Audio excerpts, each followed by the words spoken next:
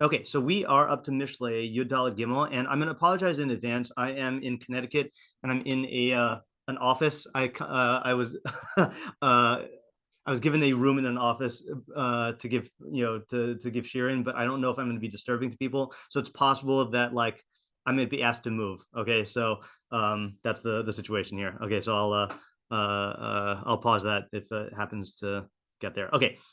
14.3. Befi evil choter ga'ava v'sifsei chachamim tishmurim.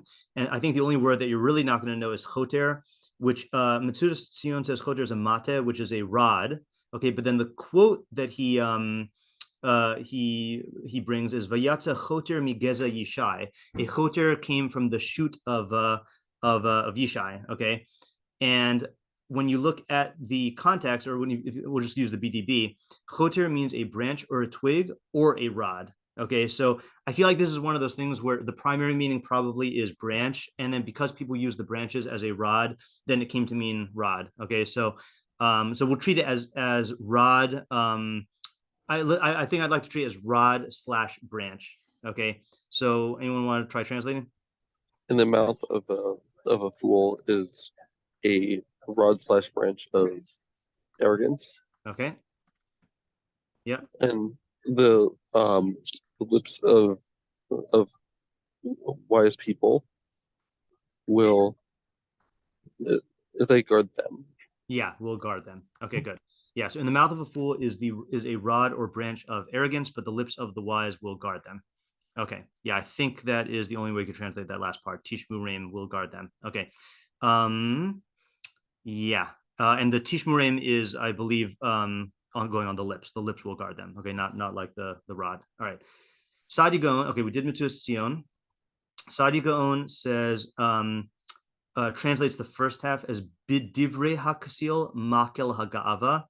Okay, so in the words of the fool, I don't know why he changes evil to ksil. Okay, is a now this is the difficult part. Okay, makel is even more ambiguous to me than choter. It's just a more common word.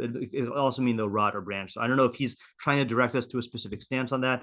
Is a rod or branch is the rod or branch of arrogance.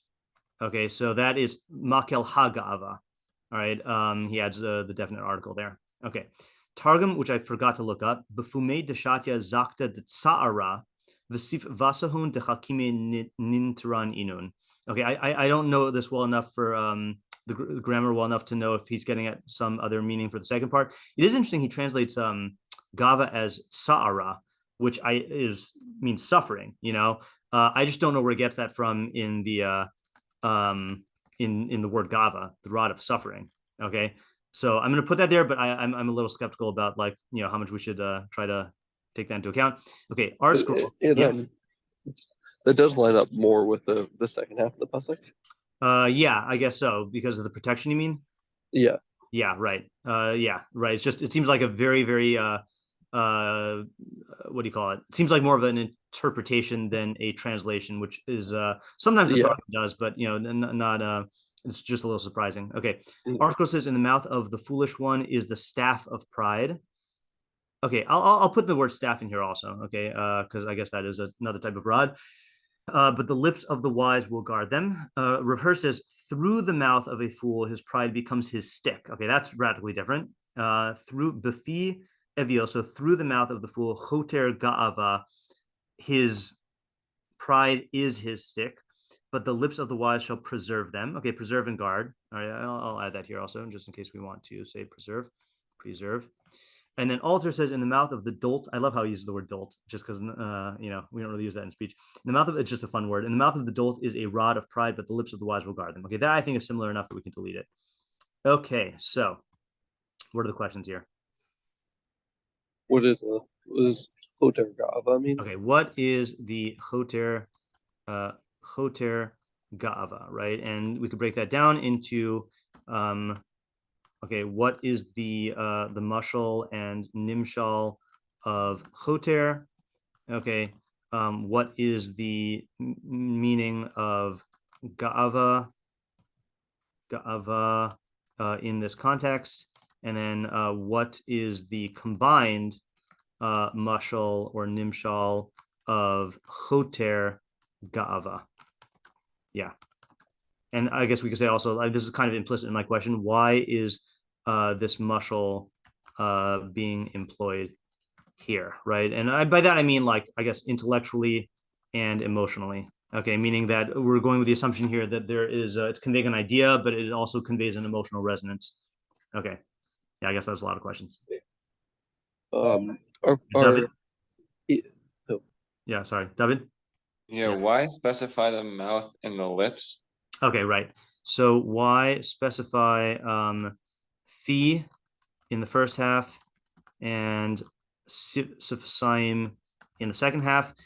And again, I'm just going to state this for methodology purposes here, which is that you don't have to answer this question. Most of the meforshim presumably will not answer it, but for those who are medayik in in the nuances, like if you're on like Team Malbim, then that will be a good question. And if we can find an answer to this that is that the idea doesn't hinge on, then I'm all for that. Yeah, Isaac. Yeah, just following up on that, or elaborating it. Are they two different things, or is it, or are those expressing the same idea? Right. By using two different words. Right. Yeah. Are they synonyms? Yeah, like I'm reminded of that Radak, where he said that the pasuk used the same word twice to show that it means different things. Because right. Right. Yeah. Okay, Ariel. What does tishmurei mean? Like the rain, like who's the them? Okay, so so that's an interesting thing. So the them is the chachamim, and the tishmurim is their lips will guard them. But we can still ask, what is the what does tishmurim mean? Okay, what is the nature of this shmira? Okay, like what are they being protected from and how? All right, I think that encompasses everything. Okay, Ezra? How are these opposites? Yeah, how are these opposites? Okay, that is a good question. Yep, okay. David? What's the connection between fools and arrogance? Yes, okay, good. What is the relationship between an avil and ga'ava? Right. And not that I know this for a fact. I feel like I don't usually see ga'ava in conjunction with an avil. In fact, just for kicks, I just want to look up the word ga'ava in Mishlei. I know there's other words for ga'ava. I just want to see if there are any other pasukim that immediately leap to the search results that associate the two, because that's not something that I usually associate. Lates is someone who I would associate with that. But okay, let's see here. Mishlei. Oh, really? Okay. Ga'ava is only used in two Mishlei psukim. Strange. Yiras Hashem sano ra, ge'avagon v'derech ra, ufi tahpuchus sanesi. Okay, let's just look up gaon also. Yeah? Yeah, I feel like there was like right. Yeah, let's see here. And I know there's Gova Lev as well. But let's just see here. Suvim, Mishlei. Yiras Hashem Sonora Gevagon. I just read that one. Lifnei Shever Gaon, Lifnei Kishalon Gova Ruach. Yeah. Okay, and then I'm just gonna look up Gova. And I think those are the normal terms. I know there's a Yahir also for the lates, but I feel like Yahir is definitely a rare word. Okay, give me 1 second. Again, this is not proving anything. I just want to check my, intuition is nice in the sense that intuition is, when you arrive at a conclusion or a line of thinking without conscious awareness of your steps. But it's always nice if you could quickly verify, whether your intuition has a basis. Okay, so we have here 3 instances of Gova Lev.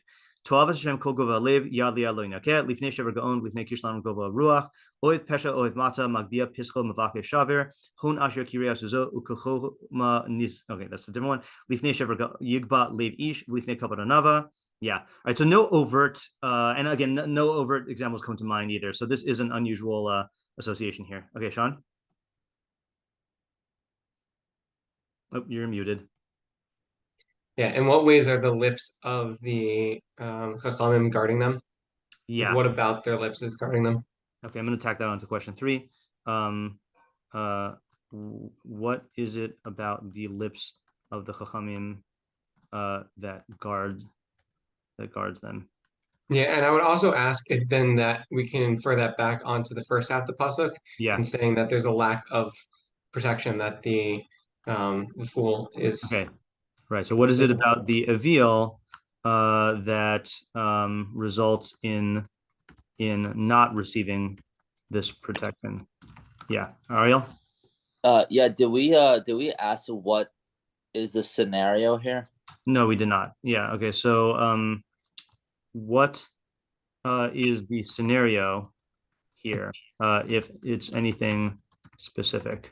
Yeah. And another question I have is what did we ask what is the lips guarding him from? I believe, yeah. What are they being protected from? Okay. Yeah. Yeah, David? Also noting the singular to plural change from befi avil singular to siftei chachamim plural. Okay, so I think that's just because sorry. You're talking about the avil and chachamim, not the mouth and lips. Okay, fine. Yeah, so I'll put that in the minor question bracket as well, which is where did I put the other one? Oh yeah, so I'm gonna italicize this because it's a minor question. I want to start italicizing the minor questions, by the way, just to reinforce the notion that there are major and minor questions. So what is can we explain, or I guess what, if anything, is the reason for stating avil in the singular and chachamim in the plural? Okay. Yeah. Okay. Do we have all of them? Yeah, Ariel? Yeah, what is the subject of the pasuk? Okay, yeah. What is the subject of the pasuk? That's good. The Rabbi Moskowitz question. I'll reinforce that by writing Rabbi Moskowitz question. And again, I'll just repeat this because it's the beginning of the year. So the Rabbi Moskowitz question, okay, which is the question that Rabbi Moskowitz said you have to ask on every pasuk, otherwise you don't understand it. What is the subject of this pasuk? Yeah. Okay, and then we'll ask our question also, which is who is the intended audience and what is the practical application? Because this is definitely stated in such abstract terms that it doesn't clearly point you to a practical application. Yeah, Isaac? What does befi mean? Like, why is it? Oh, right. Yeah. So what does befi mean? Okay, meaning how do we understand the bet and the relationship between the choter and the mouth of the fool? Yeah, right. It's interesting. It does not say, I'm going to add this on here. It does not say bisifsei chachamim, like there's something that protects them. Okay, I'll say, why is there no corresponding preposition in the second half? Preposition meaning a word, like a prefix like that says relate in. Okay, I feel like we have all the questions. Yeah, Isaac? Great ideas. I think I have a thought. Sure. Okay, so I think the avil's arrogance is like almost like a rod that he's hitting people with. Okay. which obviously people don't like, and he gets negative consequences for that. Whereas the way the Chacham speak protects them from problems. Okay, all right. I think that sounds like a fruitful approach. Okay, so the we'll develop it as well, but the avil uses his speech as a weapon to bash people with. Okay. As a result, I assume you're saying as a result, as a result of his gava, right? Not that, Yes. yeah, as a result of his gava. Whereas the chachamim, the chachamim not only don't do that, I know this is not good English, do that, but their lips protect them. Okay, right. I feel like I've had the experience of having a conversation with someone, and it just feels like being like they're hitting me because it's just like so unpleasant, Yeah. or so, you know. Right. Yeah. Okay. So just to ask questions to develop this idea, and this is a question for everybody, obviously not just Isaac, is I guess the question is I want to understand better what the phenomenon is of using your lips to hit people with the gaiva. In other words, I feel like there are many examples of this, so it would be nice if we could get at least categories. Examples would be good, but like categorical examples would be even better. And then the question is, what is it about the chachamim that disinclines them to do this? And then how do the lips protect them? Yeah. Okay. Ariel, you want to elaborate? Well, I have a question which is going to lead me to either a totally different idea, or it may be in line with Isaac. So it just really depends on what Isaac's thinking. Yeah. But my question is the arrogance of the fool intentional or is unintentional? Yeah, I think that's part of the question here, right? Is that is how intentional or unintentional is this? And I would say that when you say the arrogance, you mean the comes from the arrogance. I mean, like a fool is just a fool. He's living life as a fool. That's just who he is by nature. Right. Now, he may not necessarily be arrogant, but because he's a fool, he may not necessarily realize that his mouth is, conducting in an arrogant manner. Okay. Right. Okay. So this actually is a good question about the choter ga'ava. Actually, what I'm going to just separate this out. Okay. Because I think there are two meanings of ga'ava here. Okay. Is this referring to the bad midah of I'm just saying megalomania, like big ego or haughtiness, or is this just the normal human condition of ego? Okay, so in other words, I mean, first of all, this is not directly answering Ariel's question, but I think most people who have an ego problem are not aware of the fact that they have an ego problem, so that could be a possibility here, but it could also just be that we all have egos, and sometimes some people are more aware of than others when their ego is dictating what they say and how they say it. So I think that's a good development question. Yeah. Okay. Ezra? I have a different approach if you want to wait. Yeah, I'll wait. Yeah. Isaac? Yeah, so I have an example. Sure. Yeah, so I think let's say I think there's a certain type of experience with a conversation where you're trying to have a conversation with someone, and with every point that you make, they're like, well, actually, because you making a point doesn't that doesn't work for their egos, but if they can correct you, like that, then right. That's a good example. Right. So in other words, right. Yeah. So this is I feel like that's a good example. I feel like we need more examples though, because that one's sufficient. But my sense is that there's lots of different there's lots of different species of this. Yeah, Sean. Yeah, I wanted to tie what Isaac was saying into one of our minor questions. Sure. Which is, what's the difference between the P and the Sfatayim? Yeah. Right. In that, the way in which I imagine a mouth, right? If you're just focusing on the mouth, then you're focusing on the openness of the mouth. The lips is really what closes the mouth. Okay. So, and an avil is somebody who really, like Isaac was saying, is somebody who constantly needs to say, right? Because they're not necessarily being critical and closing off what they're saying.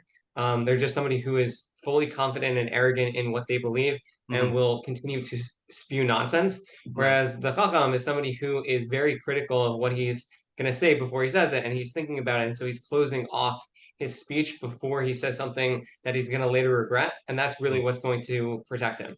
Okay, that's a good addition. I just want to though add a basic question which we forgot, which is, what is the definition of evil in this context? Okay, yeah, all right. So I'm just going to add this here, which is that the perhaps the pasuk uses mouth by the fool, by the evil, and lips, sefasayim, by the chachamim, because lips are what close the mouth, and chachamim exercise that self-awareness and self-restraint to hold back thoughts that might have a detrimental effect on their listeners, whereas the evil's mouth is wide open and unrestrained, and that's what gets him into trouble. So I think that's an important point here, because it's not just what I think the evil's problem is twofold. One is in what he says, which is going to be arrogant type content that kind of is aimed at self-glorification or diminishing the other person. And the other is the fact that he says it is also stemming from gaiva, because it's this assumption that like my thoughts are intrinsically worthy of being heard, or my thoughts are intrinsically better than what you have to say. So I think it's both, and Sean's nuance highlights that. Yeah, Ariel. I do have a different idea, but so you can wait Okay. after Ezra. Right. But I do have another question Sure. on the fool. The fool is Mishlei, I don't remember, is Mishlei talking to fool? Like, can a fool do tshuva? I don't know. Yeah, so what we've seen in the Rabbeinu Yona is that the evil is not the intended audience of Mishlei, and the only way that Mishlei will help him is if he suffers the consequence of his own action and it's clear to it. But you can't give tochacha to a fool, and that's why Mishlei's not talking to him, because he's going to reject it outright. Okay, fine. So I guess when Ezra's finished. Okay. Yeah, because, and this is just the source of this. I mean, there's many pasukim in Mishlei, but the primary source of what I'm saying just now is the opening pasuk of Mishlei, which is 1:7. Yiras Hashem Reishi Stas, Chachma Umusar Evilim Bazu. That fear of Hashem is the beginning of knowledge, and Evilim despise Chachma and Musar. So Evilim are the primary non-audience of Mishlei. Yeah. Okay. I just want to think a little bit more about Isaac's approach, and then we can move on to Ezra and then Ariel. So Bafi Avil Choter Gava, we're saying means that basically the Choter is a rod which causes damage that he wields with his mouth, and he bashes people. And regarding Ariel's original question, I don't think he's aware of this. Okay, that's one of the symptoms of Gava, is that you're not aware that you're haughty. And what we're saying based on Sean's addition here is that he's not thinking about what he says or whether he should say it. Both stem from ego, and therefore he causes a lot of damage without realizing it through his speech. And I think what's going to happen is, I mean, you could probably guess about this, is that the consequences that he gets, he's going to blame on the other people, which is another symptom of ego. I mean, he's not going to look internally to say, maybe I shouldn't have said this in this way or said this to this person. Like he's just gonna say, well, why does this person have to be so reactive, or why does this person have to be so sensitive? He's gonna blame it outwards. So the imagery here that I'm getting here is like a person with a blindfold with a bat, like swinging at a piñata, but like he's just going around swinging at people, not even realize that that's what he's doing with his mouth. And the chachamim realize that, first of all, it's likely that the chacham will not have as big of an ego problem, but a chacham is a human, he has an ego, so he'll think to himself, first of all, he'll say, okay, am I saying this because of egotistical reasons? Am I saying this in a way that is going to grate against the ego of someone else? Am I saying this just to boost my own ego? And he'll exercise restraint, and that's going to minimize the damage that is done through his speech, and it'll therefore minimize the consequences that he gets from engaging in this reckless speech. Okay, anyone want to add to this before we go on to the next idea? Yeah, I have a question. I'm not sure if this is something like a right move that you can make. Also answering the other minor question, which is why Ivel is in singular versus Chachamim is in plural. Yeah. But it seems like also part of this stems from, and ego itself stems from a egocentric view of the world that what I have to say is right, and so you're only considering yourself. Versus Chachamim who realize that they're part of like a wider body of knowledge, and they're very responsive to what other people are going to be saying, and so they're more collective in their sense of they recognize that intelligence doesn't just come from themselves, but comes from being able to hear and listen to other people. So I'm not sure. It seems like it could fit in with the idea, but I don't know if that's too much of a stretch. I also I love the poetic interpretation of it. I also don't know if that's good in terms of the pasuk, but it's very poetically satisfying because why is there only one Avil? Well, because in his mind, he's the only one that matters. Like there's just me, whereas the Chachamim are aware of the fact that Ezehu Chacham Halom Mikol Adam. So I like the idea. Again, I don't know.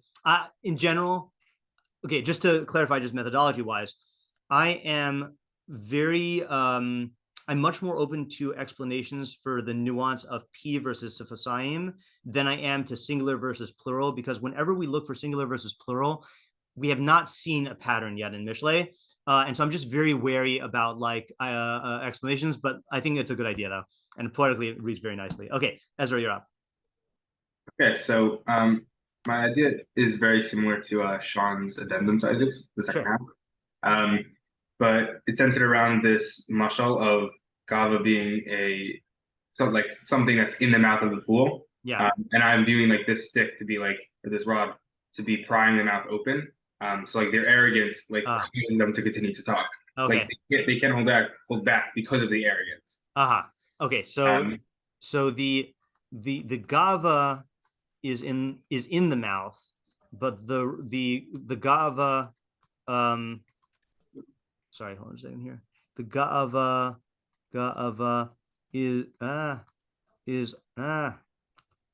is also prodding their mouth open to release it into the world. Yeah.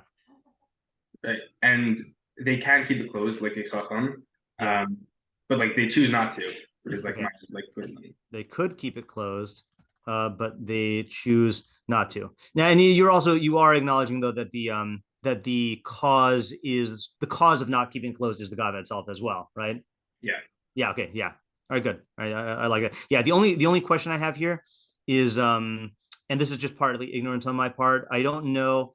I know that rods are used for hitting. I don't know whether the poking or the prodding or the prying, is like a use of the rod, but I hear the idea. Right. I like that Isaac used it as a weapon. Yeah.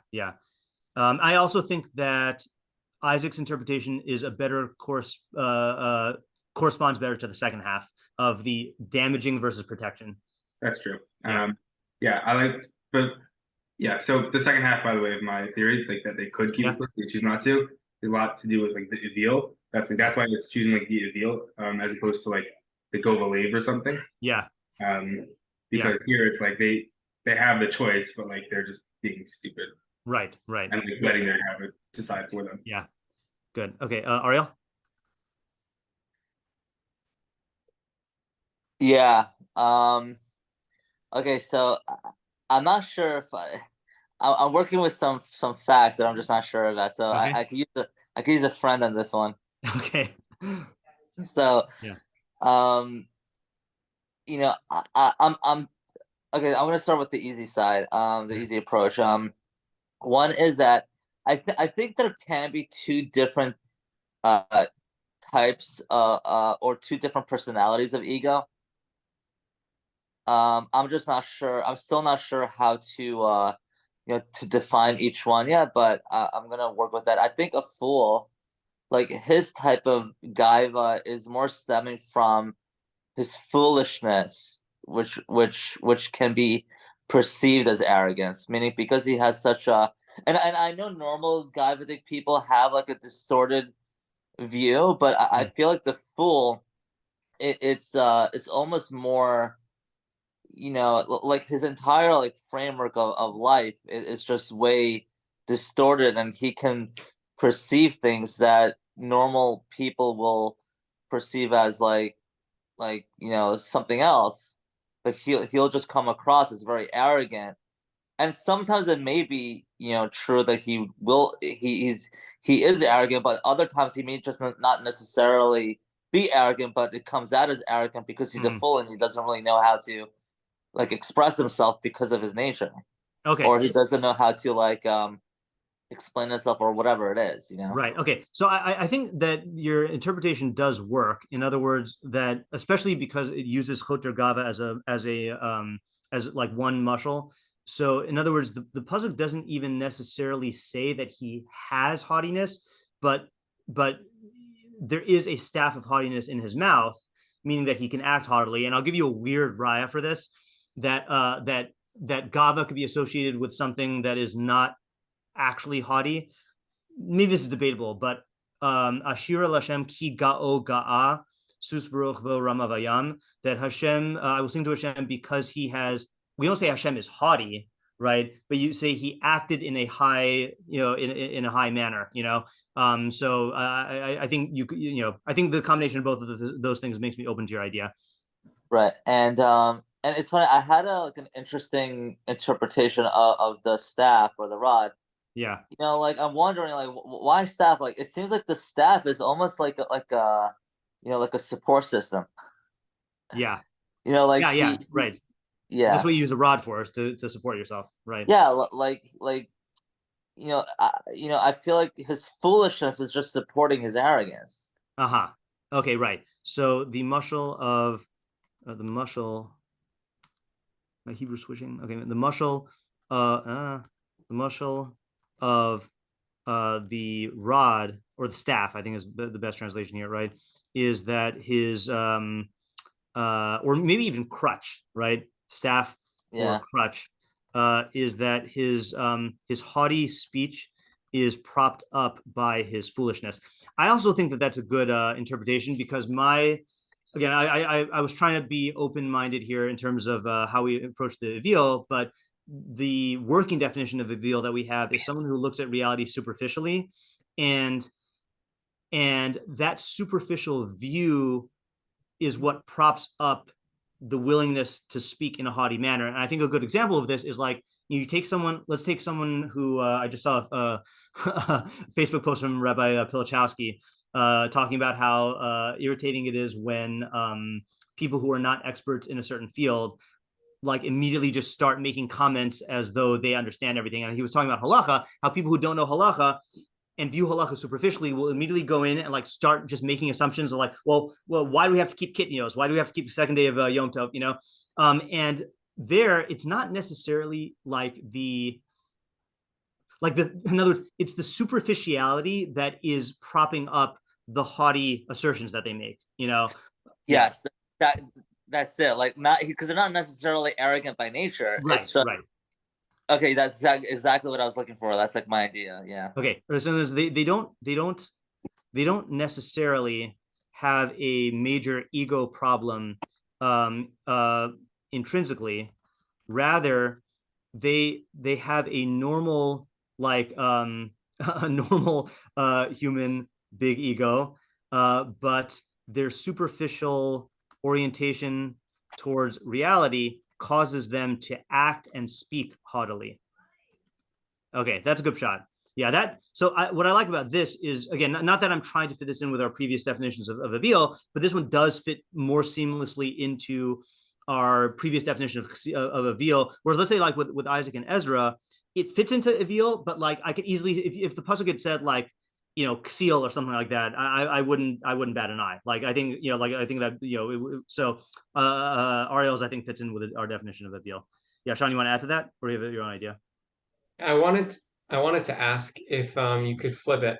I know that you're saying that you like it with the avil. Yeah. But it seems like also you could say that arrogance is something that preserves foolishness. Okay. Right? If I'm not willing to consider. Right. Go ahead. Sorry. So it's really showing you that if you don't want to be stuck within your foolishness, even though it's not necessarily talking to, like we said, Mishlei is not talking to the avil.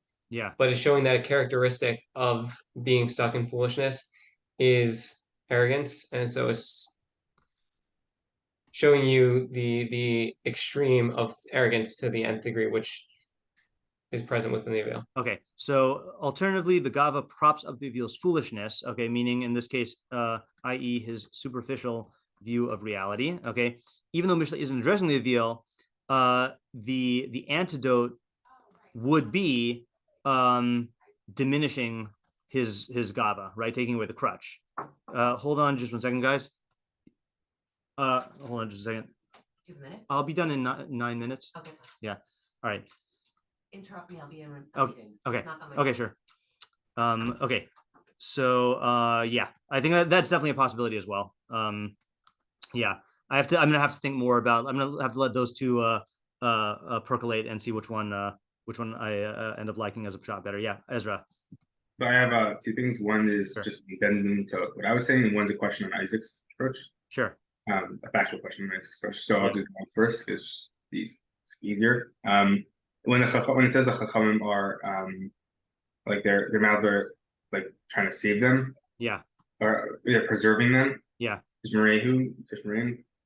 that saving them from the attacks of the Avil, Okay. or is it from attacking with their own arrogance? Okay. I actually was thinking about the same question, and I have a third possibility, Tishmu Reim, but I want to hear what Isaac says first. So is that saving them from the attacks of the Avil, or is that saving them from engaging in speech like the Avil? I think Isaac left, so we'll have to hear what you say. Oh yeah, that's right. I forgot that Isaac. Isaac says can't always be there at this time. Yeah. I have okay. So I was learning Isaac's idea as it'll protect him from engaging in the speech of the Avil, but I was also kind of assuming that the Avil, like, what's the consequence of this? Well, if you beat people up with your speech, you're going to get the retaliation from them, or you're going to get the consequences. And that's what the Chachamim are avoiding. That was how I interpreted it when Isaac said it. But I think there is another way to read this, which would be a different idea. And I don't know how valid it is to read the pasuk in this way. But we're saying that the Avil ultimately is going to end up damaging others, okay, through his speech. I wonder if you could read that so there's like an unstated third party here, which is the victims. Meaning the direct victims of the Avil speech. I wonder if the lips of the Chachamim can protect the victims of the Avil speech. Okay, that's a stretch reading because it's positing another party, but I just something to think about. But I think I would answer Isaac's the question by saying it's the protecting the Chachamim from the consequences that the Avil suffers from his own arrogant speech. Right. Yeah. Okay, and then you had an addendum to your own idea. Yeah. So that was kind of when Ariel mentioned the choter, enemy, that I like that the choter could also be a symbol of control. Yeah. So it's using specifically a choter here to show that the arrogant has control over him, and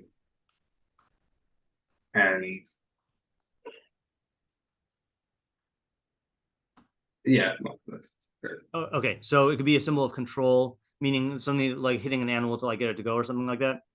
Yeah, or like machal that Moshe uses. Right. Yeah. Okay. Leadership. Yeah. Okay. I think that's good. Good addendum. Yeah. I'm realizing the more we talk about this that it really would help to look at other instances of choter just to see what the connotation is. But yeah. Okay, David. Yeah, not a full idea, but this reminds me of when we talk about the danger of annoying a person or a fool more so than say the danger of irritating like a mama bear. Right. I'm thinking about it also here with the speech that I think I was thinking about how a fool, I would have thought that part of what a fool could do bad is just physical practical actions. But it seems that also this pasuk is underlining the fact that it's a lot of his speech is what can then wind up dealing the most damage. Right. That is definitely true. Right. That you could do a lot more. There are other pasukim in Mishlei. I think Chaim Mavis v'Chaim Biad Halashon is one of them. That there's a lot of damage you can do, more damage you can do through speech than through action. And if you have someone who is a fool, he's going to cause even more damage through his speech. And so that's good thought. Okay, let's do this. Let's do what we often do when we are short on time at the end of the session. Let's just look at the Metzudas David. and then see if we can get the idea. And if not, we'll think about it for tomorrow. Choter ga'ava. Gava zukufa kamakel. Interesting. Gava that is straight like a staff. That's an odd quality. Or zukufa means straight, or also like propped up, like zokef kfufim, like straight, because kafuf means bent over. And then tishmurim milada'a bergeus. So the lips of the Chachamim will protect them from speaking haughtily. So that's like my answer to Ezra's question on Isaac's pshat. All right, so that works out. Okay, let's do also what we do, read the Rבינו Yona, and we can work on it tomorrow. Bli neder. B'fi avil choter gava, shoresh hagava, the root of haughtiness, believe Haksiel, interesting. Okay, so I guess he's pulling aside ego and saying, avil ksiel, what's the difference? The anaf bifiv. Okay, so this is an elaborate mashal here. So what did he say? He said the root of gava is in the heart, and the branch is in the mouth. So he's learning choter as branch. Okay. So that's what he's getting, that pasuk in Yeshayahu, that the branch goes forth from the shoot of Yishai. And it is impossible to have a branch that doesn't bear fruit unless it's not a fruit tree. And the fruit is the words of gava and degradation. The idea, the ksiel behaves with gava in his speech and in his heart, to the point where it is impossible for him to deviate from it. And it is impossible for him to guard his lips from speaking haughtily. It's as if the branch of gava is in his mouth. And it's impossible to not get fruit. So you got to picture the guy. He's got this the roots in his heart, and there's like this branch that whenever he opens his mouth, it spits out fruit. Okay, so it's like he can't control it. You can't prevent what is coming from nature. The sifsei chachamim tishmurim, but the lips of the chachamim will guard them. Lo taspik lachachamim hiyo sifseihem b'reshusam. Not only are the lips of the wise in their own control, limnoa v'lachsoch osam midiver gavoha, to restrain and withhold back words from speaking gaiva, about sifseihem shomros osam, but their lips also guard them.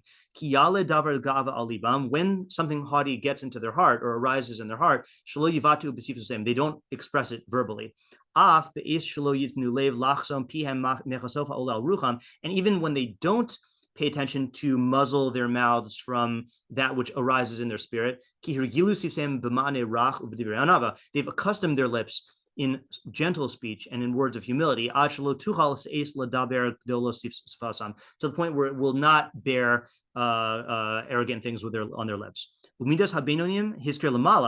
middle trait mentioned above, in 13.3, Notzer Piv Shomer Nafsho, one who guards his mouth guards his soul.